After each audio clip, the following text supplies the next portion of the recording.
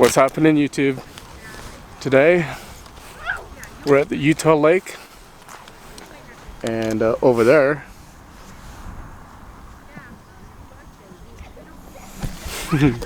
is my wife.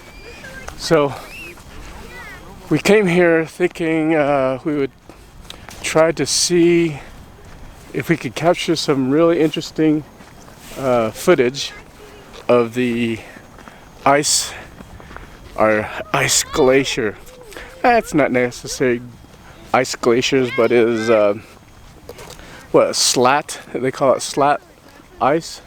I'm gonna walk towards it and you can kind of see there's people out here on the Utah Lake walking on frozen grounds. So it's not as cold, of course, but the idea is that when the ice or the waves come in, they form these type of ice. You can see right here.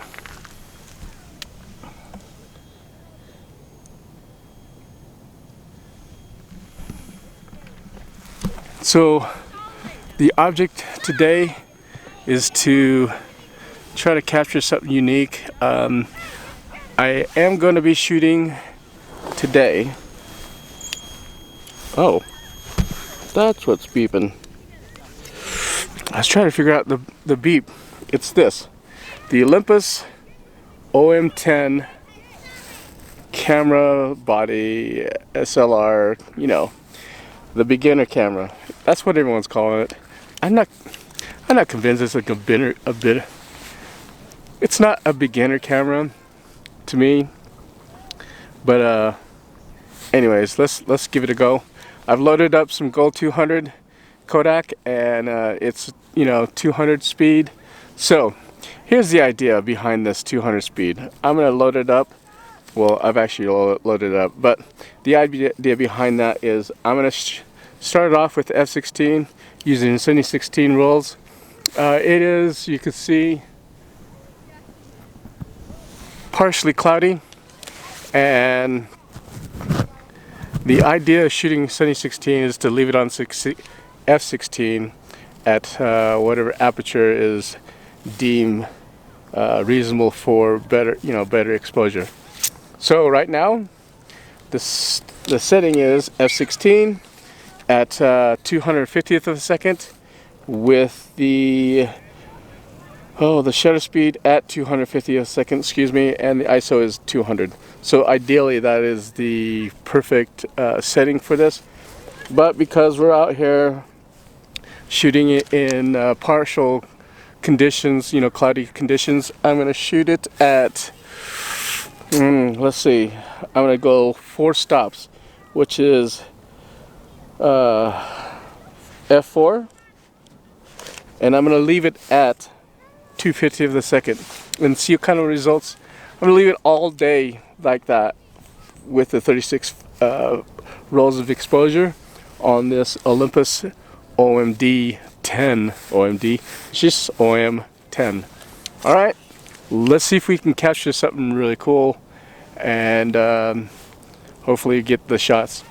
And after this, I'll just get it developed at Alan's Camera, my local, you know, shooting camera shop, and we'll go from there. All right, let's stop babbling and let's start shooting. I see this really cool, interesting fisherman out here by himself, so we're gonna probably capture some of that. All right, let's do this.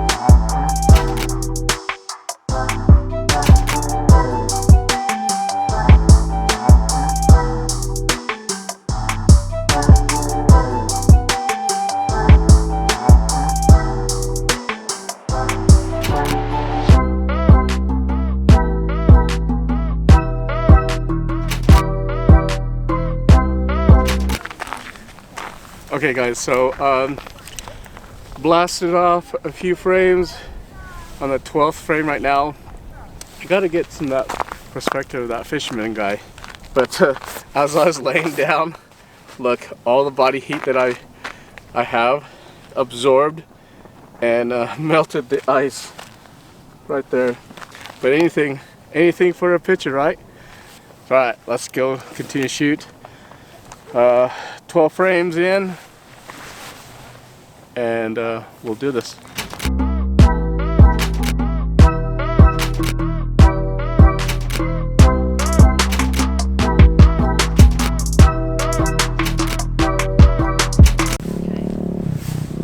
That was fun. The guy came up here randomly, and he came in and he's gone again. So that's nice. Just annoying. You know, no one appreciates a person like that just comes in and destroys the landscape. And all right, well, let's stop babbling. So I have the 50mm f2.17, or in this case 1.8. Sorry, the 50mm 1.8. Just a standard lens that came with this body. Pretty much everyone knows about this camera, right? I mean, if you guys are out there, the Olympus guys that love this camera, it is an aperture priority camera, but today I'm shooting it fully manual with this little contraption, right? Can you see it there? Okay, so it'll allow me to shoot up to 1/1000th of a second, which is plenty because again, shooting f/16, I am literally four stops overexposing it, my film, on a 200 ISO, which means if I'm shooting 7016, I'm shooting it at f/16 at 250th of a second, because my film is 200, so that's the minimum exposure setting that I need.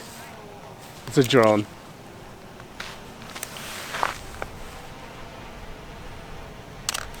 That was my squirrel moment, because you can hear it. They sound like a freaking hornet, right? Or a nest of hornets. So, anyways, back to this. So I have my ISO setting here at 200. You could kind of see there, and you know, for a small little aperture priority camera, it's pretty fun, right? So the idea behind it is that I do have it set here at the manual aperture dial, but so if I wanted to allow the camera to do all the work, I would just set it on auto. And then of course there's bulb mode, but who really shoots bulb mode unless it's at night, and bulb mode is not effective here. So I am shooting it completely manual because that's how I like to have my I like to have free control. I like to tell people, like, when you're shooting aperture priority, you're letting a Japanese guy back in Japan tell you how to shoot the camera, right? That's how they designed it, programmed it, whatever. So if you're shooting manual, that's great. If you're not, whatever. It's up to you how you shoot. But this camera, I'm shooting it manual because of this little setting, which is pretty awesome. So what else is there I need to tell you? I have my little sunshade here. It's collapsible. It's made out of rubber, and it's easy, right? So, and then you've got your battery component here. It takes two LR44 batteries that I just barely put in. Without it, this camera is dead. It's just, you know, weight. I don't know if you are.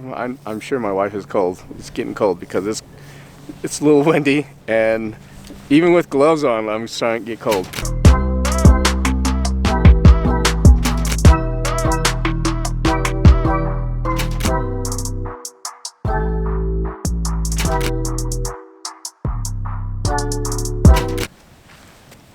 Okay guys, well, did you enjoy that?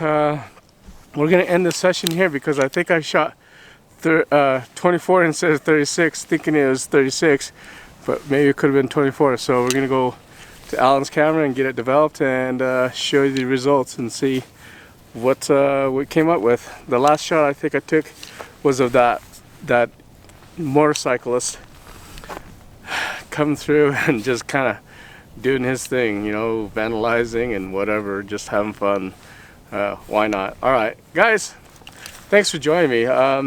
It is January 2021. Wow, can you believe it? We kind of made it. And so anybody that is shooting during this time of the year, hoping that this year I will be able to get back to San Francisco and do some more photography there, because that's where I like, and that's where I've been, and that's where I want to be. All right, guys, talk to you later. We'll see ya. Subscribe, comment, whatever you want to do. It is a new year, so let's go. Let's do this.